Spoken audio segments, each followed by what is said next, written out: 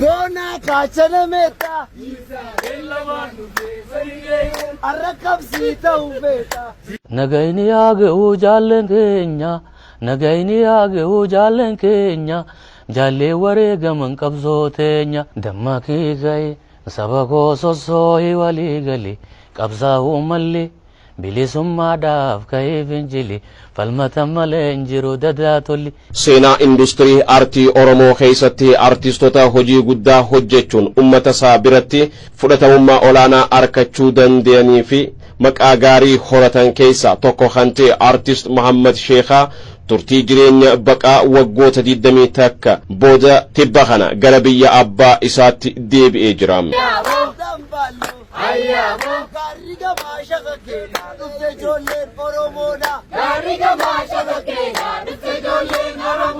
Artist Muhammad Sheekhaa ona afran qallo qubsuma raabaa dori gooroo fugug dabbal mootii gaaraa maddi gaara mul'ata magaalaa laaftootti dhalatee guddate hojii aartii achuma magaalaa laaftootti hanjal qabee yoo ta'u miseensa hawwisoo dabballee ta'uudhaanis ga'umsaaf dandeettii isaa cimsachuudhaan gara Finfinneetti ol baheetii jira. Seenaa qabsoo bilisummaa nu durarraa hubannee mirkanii barree jirraarraa dammaqaan soosoo yoonii ifi baanne bilisummaan dhoortoon jirtu durin turre wacaafa dhagaa fi fufa ka qabnuun haa kaanuu lafa cunqursaa keessisaa hoffa bakkuma teenye naannoo kaane haa falmannu dammaqii gaye saba koo sossoohi walii gali qabsaa'uu malli bilisummaadhaaf ka'ee finjili falmata malee hin jiru dadaa tolli.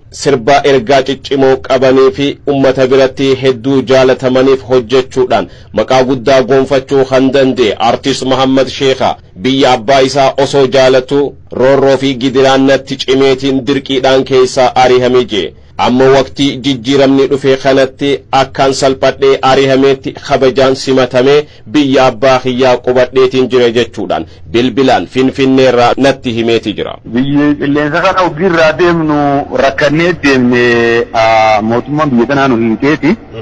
Arrammoo gartee jijjiiramuma gartee miidhumaan Oromootti itti dhangala'e kanaan dhufne. Jechaanii oduu jijjiiramu kun jiraachuu baate dhufuu hin dandeenyu. Haala sanitti waggaa 21 boodaan asitti deebi'ee jechuudha. Amma 21 booda amma. Akkasitti nu hidhanii Tanaa fi Daawitee Mokonanii fi Muktaar Usmaan nu hidhaniiti. Achirraa nu baanaan ani ganamuu hoottuu farra minaan jedhanii gaafa nu hidhuu deeman oppiitichi tokko nutti hime. Nu gargaare gurbaan sun nama fi bakka iyyuu qabaachuun gaarii.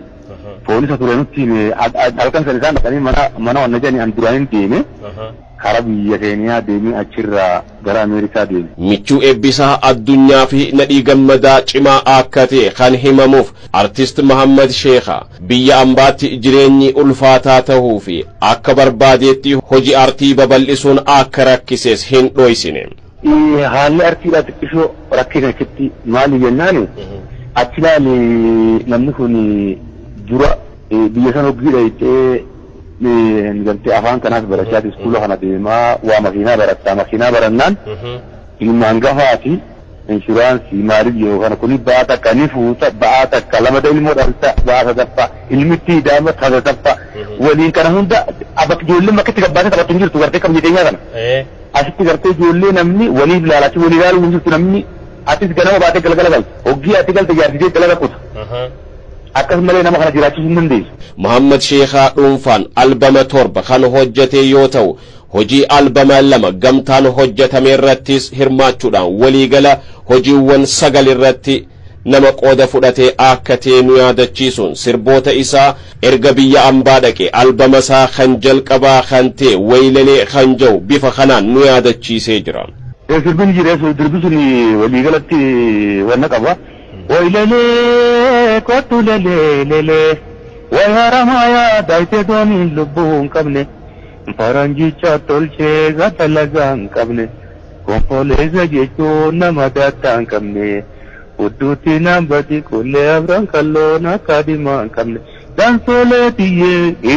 dansoleeti amma yuraaree bu'ee siyaatee tuwe amma yurarebu ililli abraja ya taharohara masno tarrer sihi sirbacha kasi morma shubba wakasi tolche ayyanki yavate sitese si argannan qalbin gammate lafa dhaloota isaa kantee harargee dhufuudhaaf hedduu hawwu isaatii fi yaadni ummata harargee isa rakkisaa jiraachuu kan himu Sheeybiin koonsartii Finfinnee galma Barkumeetti yeroo dhihootti qopheessaa jiruun booda kallattiin gara magaalaa Dirree Dhawaa ona afran qalloo kan dhufuu fi ummata harargee imalmaanaa yaadee waliin khawwal arkoo akka tahees mirkaneessee jira. والله دري دواتي في هرقي في قرتي إيجان يعني هرقي والبه قافة قرتي شارشارين جارم سوان شارشارين جاري راسيتي والبه أخين تورو درد إيرا هلو في ورقة فالمتا وانحبسي قد فاو جيل توري أخي فنة أنا أسمر راوا وجيشا توري هرقي بكين اتي دلين هرقي بكين اتي دلين هرقي قالوا نزيجنا نزيجنا كتا وغلنتين مري أكمل يادتان ويتاكي بكين اتري ويتاكي أكمل تريان بطا عالين تيون تيجي رب جوالي تيجاولين أرقاو artist Muhammad Sheekhaa turtii waggoota 20 takkaan booda gara biyya abbaa isaa Sanbata dabre yoo dhufu simannaa ho'aatu taasifameefii jira. Amma Sheekhaa meeshaa gooyyeen zamana boodaa kan nuti dhageen meeqaa jira bara mee kan fa'a jechuun ammalaa awwata ijmaara musmaan mara geesse dhageen hiriyaateetii bifa eega yoo se wallee seen dhageen gaa mee Sheekhaa waylee fotulee way haramaaya daayite doonii lubbuun qabne faranjicha tolchee gadalagaan qabne konfoleessa jechuun nama daddaan qabne fudhuutii nan badi kullee jaalatti yaana kaadhimaan qabne.